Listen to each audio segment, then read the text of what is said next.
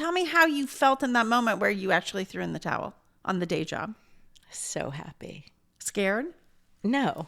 So if somebody is sort of, has a side hustle, when is the moment that they should recognize it's not a hobby? What made you trust your instinct? I think I had gotten to a place in my life, I was like, this is it. It's now or never. Like, I don't think you should get to that point. Like, I hope people do it much younger than I did. But it had gotten to that point where it's like, if this doesn't happen now, this is never going to happen.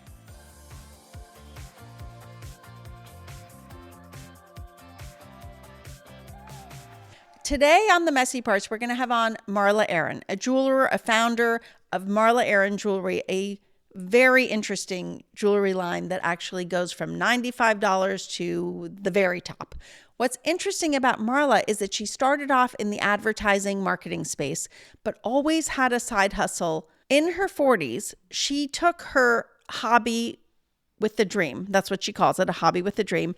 And she actually quit her corporate job, leaned in, and made it into a successful business. Now, this wasn't something that she did overnight. She'd been working on it on the side at night while a single mom. But there was a moment where she decided, this is it. It's now or never.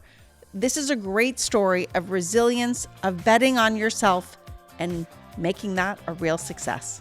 Well, Marla, I am so excited to have you on.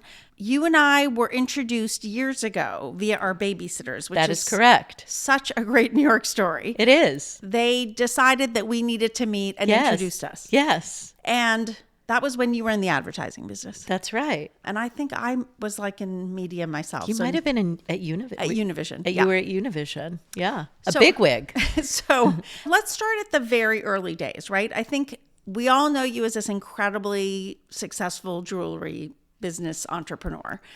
But I want to go back to like the early Marla. Why did you even decide to go into advertising? What was the motivation to even just have a drive at all? I think it's really hard to say what the motivation was at the time. I think I sort of fell into advertising. I think I have to go back a little further. Yeah. I wanted desperately to go to a foreign country. That was just a dream that I had. And I became an AFS exchange student, which was... Well, why did you want to go abroad?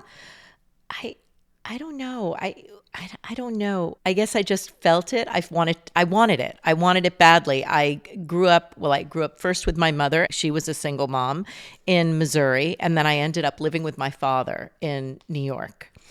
And in Bedford? In Bedford. And I suppose the time I was in 7th grade, our neighbors came over to the house in Bedford and said, "Oh, my nieces are moving here from Venezuela." Meeting these 2 young girls from Venezuela who are still my friends to this day it was like another world. Going to her house was like another world. Everyone spoke Spanish. The food was different. Everything was different. And I just decided I wanted to go to South America. I applied to the American Field Service, AFS as it's known, and I ended up graduating early from high school and going to study in a village in Argentina. And wow. Yeah, at the time I was 17. I am still in touch with my Argentine family, and that really changed my life. You grew up with divorced parents, right? Mm-hmm. And so in a lot of ways, divorced kids actually do fend for themselves. So I think that's kind of an interesting thing, that it forced you to even fend for yourself further. Yeah. It was like forcing myself into the uncomfortable, which as I think about it now is probably something that's happened over and over again in my life. But you're doing it willingly. Willingly, yeah. Living with my mother in Missouri, Cape Girardeau, Missouri, I was a latchkey kid. At a very young age, mm-hmm. I was alone.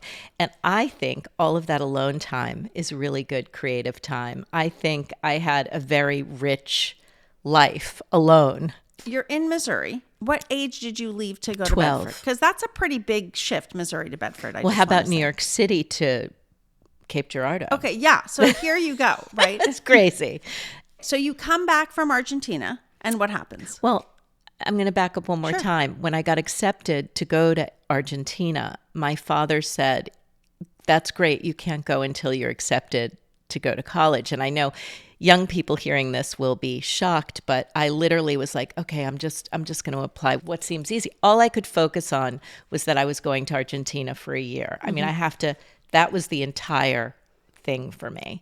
I remember vividly getting the application for Syracuse University, pulling out the application, sitting with a ballpoint pen on the front yard of my house and filling out the application, like no more than a half an hour. Did you do only one application? That was it. Yeah.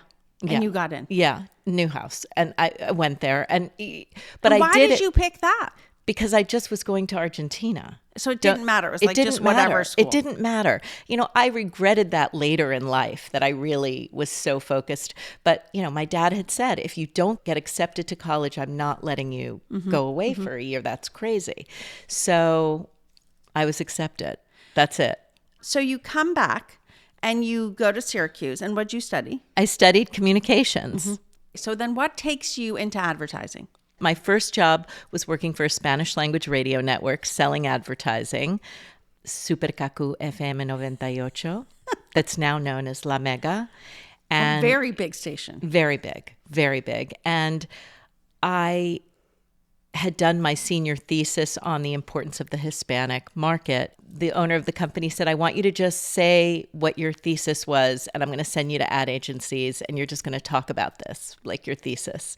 And my first day, he sent me to BBD&O. I mean, I didn't even have a media kit. And he was just like, just go talk about your thesis. But this is a really great lesson, actually, because your thesis wouldn't even be on your resume, right? But No. what the thesis basically brings out in an interview process is the Marla who is willing to just pack up and go to Argentina, live in a small village, build resilience. Yeah. And then it actually gave you a differential advantage because you came back and were getting jobs, you know, in Spanish language media. Where, Yeah, I got a job the year, I forget, it was 1980, was it 88? Yeah, we always graduate into recession. Yeah, into recession. A lot of my classmates were like worried, and I graduated with a job. You know, a crazy job working for this station, but it was a job. I mean, it was exciting. So when you think now about the market, right, and all these kids who are graduating, I read an article just the other day that said it's going to be the worst market for the next 5 years for people graduating from college. I hope none of those kids read any of those statistics, Well, I hope so, to be too. honest,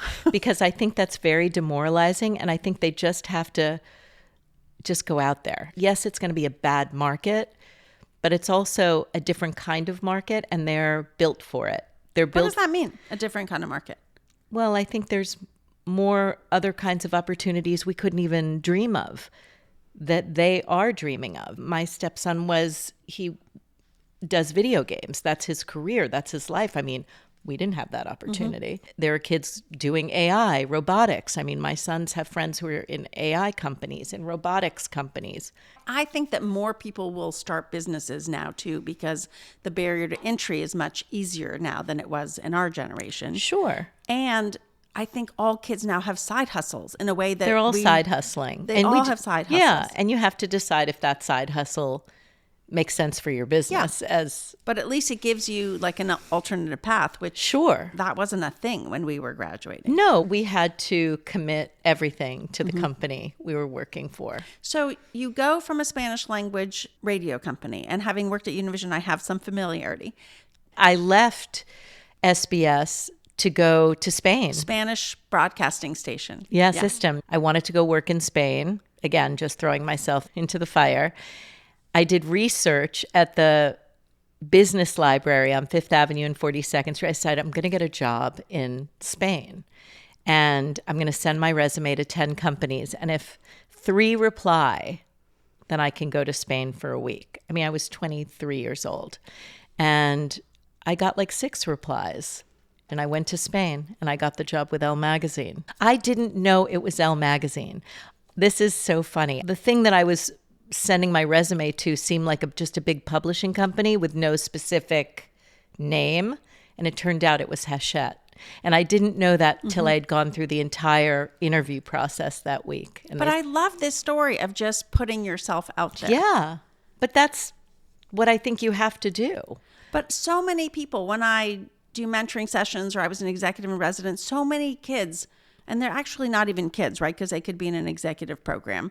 are looking for permission to do things because things have been so structured.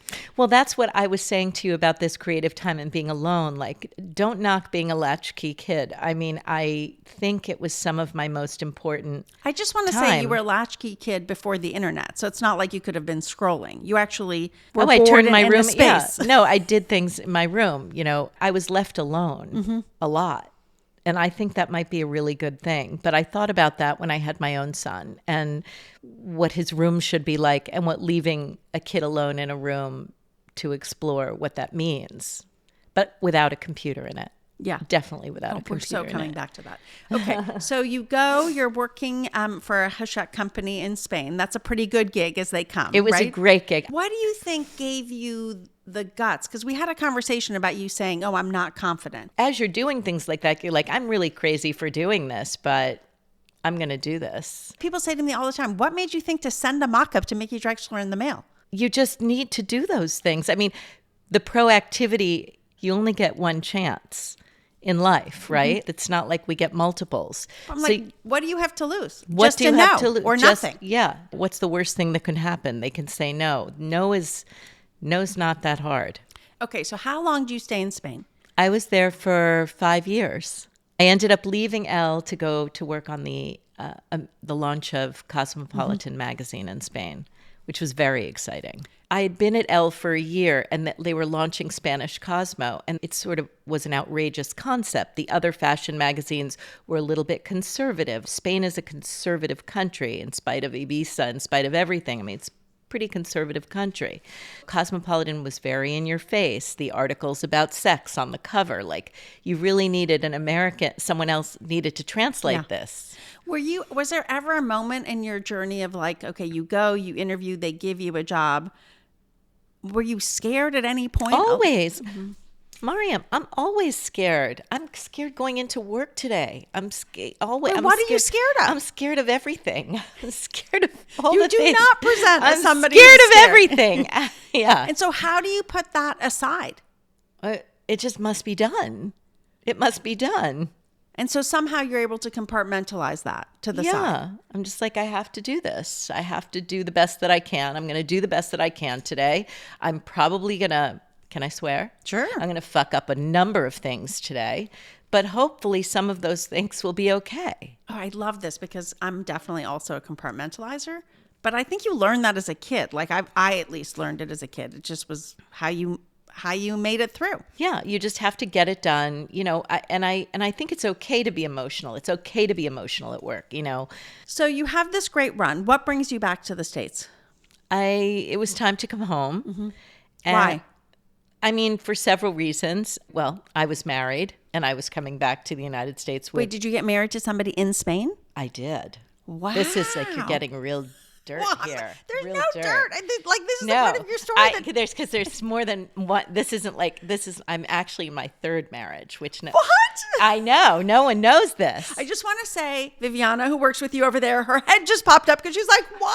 Yeah, no one at work knows this either. I decided that I was going to talk about this today. Come on down. There's something about the blue couch. What are you talking about? I listened to so many interviews. No one's ever asked about it. What? I know. Spill. I was married to an Argentine that I met in Spain, but then we moved back to New York. He was a banker. He was a real fancy banker. Wow. And then how long were you married to him for? Not long. What's not long? Oh my gosh, I'm not even going to remember, like maybe 4 years. That's long. Yeah. I mean, you could have just been married 3 months. Yeah, no. And he was much older than me. And then I ended up getting a divorce. And so, but at that point, you were back in New York. I was back in New York. I came back to New York from Spain with him. Wow, that was number 1. Yeah. Okay, so where did number 2 come in? Oh, yeah. Number 2 was a total mistake, but I have a wonderful son out of that. But so number 2 was a bigger mistake than number 1. Yeah. But number no, 1 not wasn't a mistake because you have an I incredible. had my son. Yes, Yeah. yes. Wow. So how far? This is all very messy. Who doesn't have messy? It's super messy, right? Wait, so how long after that did you meet your second husband? It was few years after that. Yeah. And how long were you married to him? 3 years. I mean, that marriage was it was a very bad marriage. So now you leave, but now you're actually a single mom. Now I'm a single mom. Now And it's where were you working? Now it's really messy. Now it's just hard. It's crazy. And where were you working at the time? At the time, I was working for the Interactive Advertising Bureau. Oh my So I God, was there- IAB. The IAB. It was at the very early stages of the IAB. I ended up being there for 5 years, which is the most unlikely, crazy thing that I could even imagine. How did you end up there? You know, I interviewed because I needed a job. On the cusp of my divorce to number 2, I was the marketing director of Departures magazine. Oh, that's a perfect one for you with your love of travel. Okay.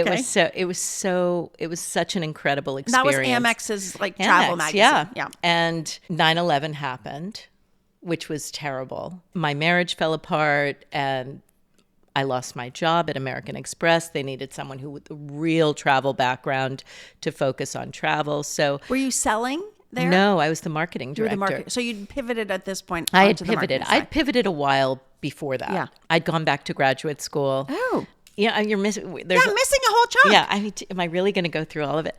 I ended up going to Columbia. I went to graduate school For business? journalism. For journalism. For journalism. What? There's 8 different jobs in your past. Wait, maybe 60. There's so That many. might be why the babysitters knew we had to be friends. Maybe that's why. That's why. Amazing. Okay, so at some point you think you're going to be a journalist. I don't know actually what I was thinking. I think at this point I wanted to write long form magazine features. After Columbia, I ended up interviewing, getting some job opportunities for journalism. And this is where everyone's going to hate me when I say this. But when I started hearing the salaries, I got really scared to take a journalism job. Were you a single mom? No, not yet. So I was like, oh God, this is a really bad turn of events. And I ended up getting called from Time Warner because of my work background to work in the marketing development department of corporate, which is doing big idea development, blah, blah, blah, blah, blah. And that was sort of creative. And that was my first real marketing job. And that was sort of putting a lot of different pieces together. Okay, so now you discover okay, this job, journalism doesn't pay. You pivot into marketing, which is not a high paying job, but better paying. Better paying. And then what happens? I ended up at the International Herald Tribune doing, marketing development, same thing. And then I end up at Departures. And then what happens? And then I get fired from Departures. You're getting a divorce, which is already traumatic emotionally, but also financially, and you're being fired. Yes. And you're a mom. Yes. So how did that feel? Like a sucker punch, like the worst sucker punch. Like I'm never going to get up again. I want to take to my bed, but you can't. Yeah, You how did you cannot get take up to your the next bed. day? You cannot take to your bed. You just have to plow through. And a headhunter called me and said, we have this opportunity with this trade association. Oh, that's how you end up at IAB. Yeah. And I was and you're like, whatever, blah. I'll take I'm it. like, no, I was like, blah. I'm like, I'll take the test, but I'm going to fail the test. It's a tech job. It's tech, right? How am I ever going to do this job? I took the test. They said, oh my God, they want to meet with you. The test is like saying, what are you good at? And you are the perfect person they want for this job. I'm like, I am so not the perfect person. And I literally went in and they hired me that day. And I was like, well, they said I can be good at this. And you needed a job. And I need a job really badly. And I did it for much longer than I thought I would. Why is that? But that? it was really boring too. Oh, interesting. So Yeah. why do you think you did it for longer than you expected?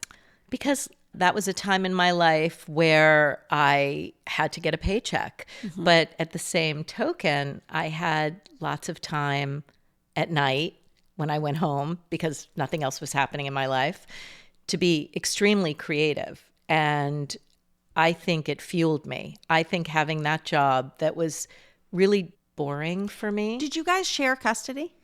Not really, no. Really, you had Yes. your son. Mm-hmm. But that was a time when you and I met because of our babysitters. So the reason I was asking this question is because I know friends, when they go through divorce, sometimes they share custody, so they have a lot of free time. Right. I didn't have a lot of free time. You didn't have a lot of free time. No. But you had time where you were alone. Right. Right. And it fueled me. Yeah. And I'd been thinking about jewelry design for a very long time. Why? I love it. I love jewelry. Mm-hmm. I always have. I always will. Collecting things, little pieces, making things. So you start this as a sort of a side hustle. Well, really more like a hobby. With a dream.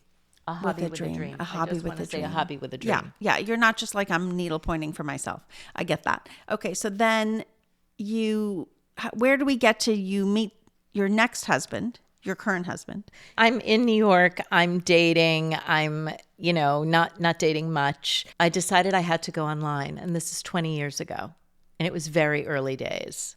Very. Wow, you're an early adopter. So I wrote a profile, no picture, and I put it online, and I decided I was going to do 5 online dates in a week: Monday, Tuesday, Wednesday, Thursday, Friday. And David was Monday. Wow. So you didn't have to go much further than that. And we've been together now, 20 years. So then eventually you have a blended family. We have a blended family. And you were one of each. You were with David when you were at Cannes. Yeah. When you went to Cannes. This was as I start the company. I am now fully making jewelry on the side. Yeah. Like totally all the time. I'm spending my lunch hours on 47th Street. You're still at IAB? I'm at IAB. Then I leave IAB and go to MRM. Yeah. But I was like, MRM's even closer. IAB's on 27th What is MRM? Street.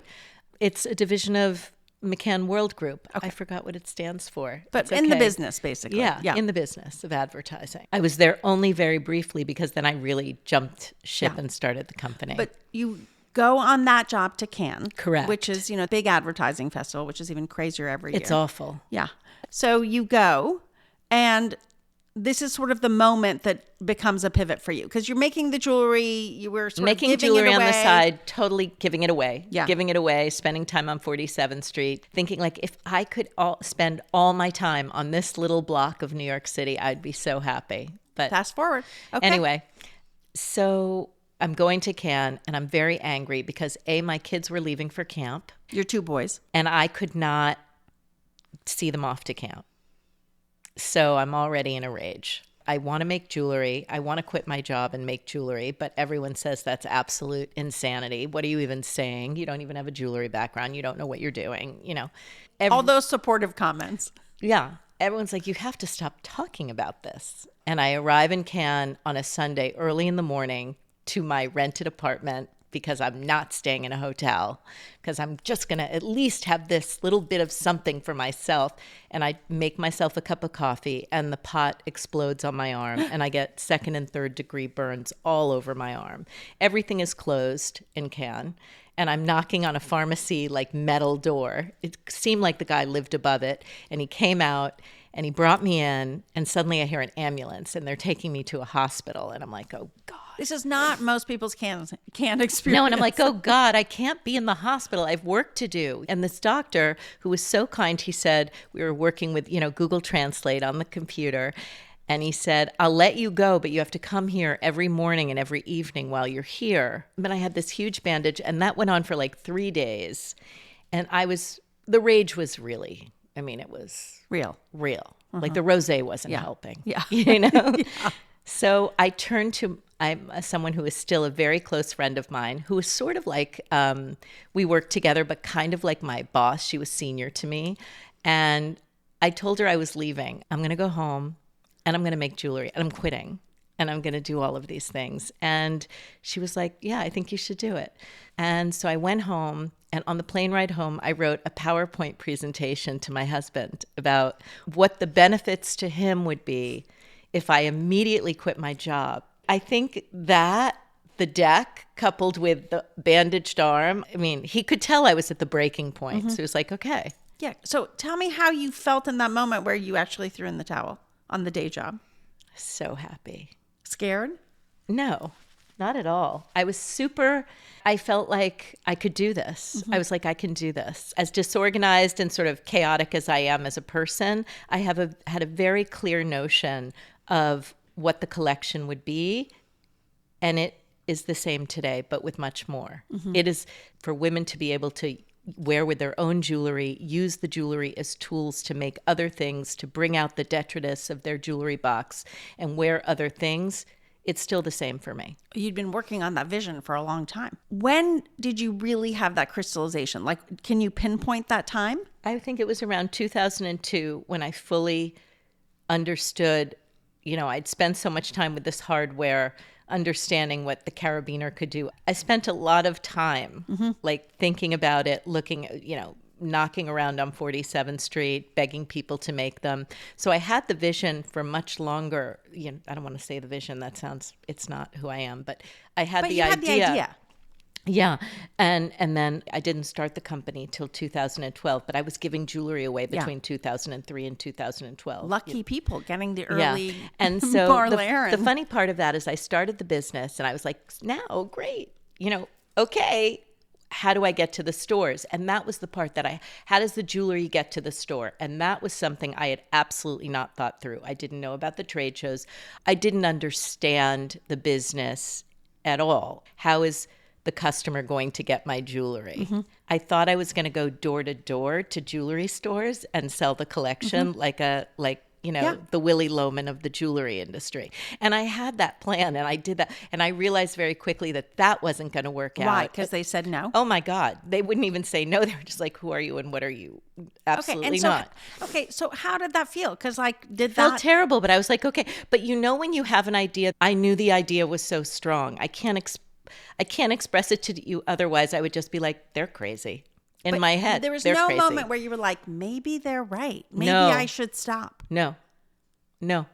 I was like, this idea is so good. I know it's so good because I wanted every piece. Every time I made a piece, I was like, oh God, this is it. This I know. And people wanted it. People would compliment you. All the time and wanted it all the time. So I knew I had something there. But, I was nervous about not making money. I did not like not making money, so I started taking consulting jobs. Oh, this is something I'm very familiar with. Right. And so then I was doing You were great. hedging your bets. I was getting a lot of consulting gigs. And my husband was like, this is great. He's like, there's no change here. No And I'm downside. like, We're still getting no income. I'm like, no, it's not great. It's really not great. I'm not progressing on the jewelry side. So this was really in my mind. And then a woman who I'm still very close to, the woman I actually confided in Cannes, she had actually left and started her own ad agency with her husband, and they still do that. And she and I were consulting on the side. We ended up on the short list for an RFP for a business in Detroit. Let's just leave it at that. And we ended up flying to Detroit, and I was like very ambivalent about this. I said to her, I'm like, Mary, if we get this gig, I'll never make the jewelry. Like, this is going to take over my life. Even if we get it, she's like, oh, but we have to. The fact that we were on the short list, the two of us on the short list for this thing is ridiculous. We have to go. So we went, we were in the boardroom with the CEO. And of course, they had created like a binder about us, about all the companies. And the CEO was looking at the binder. Mary was standing and she was wearing my jewelry. And, we were at the end of our dog and pony show. Mary said, does anyone have any questions? And the CEO said, yes, I do. I have a question about the necklace you're wearing. What? And she goes, oh, this? Oh, yeah, this is Marla's hobby. And then he opened the binder and they found, because I had a website up, and he goes, this is not a hobby. This is not a hobby. So you didn't get the business? We didn't get the business, but he was right. It wasn't a hobby. And we knew we didn't get the business on the way back. And I knew that I was going to rip the Band-Aid off, that I was going to stop doing consulting jobs. Did you ever connect with that CEO again? Oh, yeah. Yes, I have. Because that's a great story. Yeah, he's a great guy. I've never told him that he became a turning point for me, but that moment was like, when he said, this is not a hobby, I was like, damn straight it's not a hobby. It's not a hobby. So if somebody is sort of, has a side hustle, when is the moment that they should recognize it's not a hobby? What made you trust your instinct? I think I had gotten to a place in my life. I was like, this is it. It's now or never. Like if this doesn't happen now, it is never going to happen. I don't think you should get to that point. Like I hope people do it much younger than I did, but it had gotten to that point where it's like, if this doesn't happen now, this is never going to happen. You were about 40? Yeah. In your 40s? You never thought to yourself, I'm too old to reinvent myself? No, I'm 59 years old. And I know when I hear that number, I'm like, wow, I'm really old. But I don't feel like, I still feel like I'm 17. It's the same emotional turmoil is in my head, when I was a and kid. you're still curious. Yeah, still very curious. Which actually brings me to the unlock that you had about how to sell came from you being curious, but also torn about Instagram.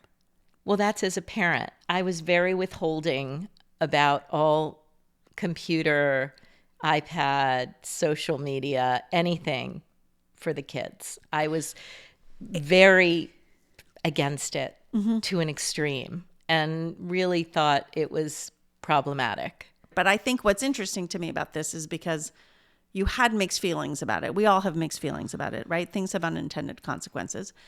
And yet it became the thing that unlocked your business. There's good and there's bad. I mean, there's good and there's bad in me using it and us using it and how we use it. The boys taught me. The boys taught you about Instagram. Yeah, well, I knew about Instagram, but I didn't know how to use it, and I didn't know how to post on it. So at dinner that one night when I was like, I want you to show me how to use the Instagram, they laughed very hard, and then they showed me, and they said my photos were terrible and all the things. Don't worry. My daughter still tells me, oh, that's blurry. Did you post that? Yeah, they're so awful. Your photos are so awful. Everything's awful. Oh my God, it's so ridiculous. And then one day I woke up at breakfast and they were like this. And I was like, what's wrong? They're like, you have a blue mark by your name.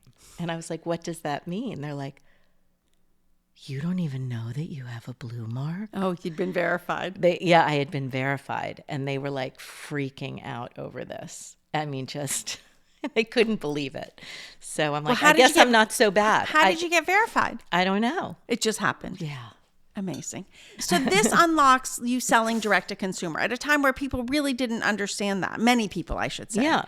And so people start buying directly from you. Celebrities. They start buying directly from Australia, from Japan. I'm figuring out how to ship things. I'm learning it all at once. I'm in my house in a tiny little, like really a closet that I turned into an office. And I'm just doing it. And it's getting crazy. I need help. Once I hired one person, then it all changed. Like, really, the first person was the hardest for me to hire. And Why? I waited. Because you didn't want to spend the money? I didn't realize that I had really had a business. It was very hard for me to understand that. And actually, a friend of mine, she just decided to place an ad and interview people for me because she was so concerned about how insane the whole thing looked. The first few employees I hired were temps because I didn't quite believe in it, that it was really a thing. It's such an interesting thing. I was obsessed with bags. But we're learning new things about each other. I was obsessed with bags, and I started a bag business mid-career when I had a crazy job that sort of blew up. That's not even on my resume. And I started with a partner. She got into business school and left like a month in after we had gotten Barney's as a customer, which was a big deal. Yeah. Also something I knew nothing about, but she'd been in the bag business. And same like you, I started getting these consulting jobs, and it was really hard. You're like, spend my own money, make money. I found it hard to be in business by myself. I found it a little too lonely. It's very lonely.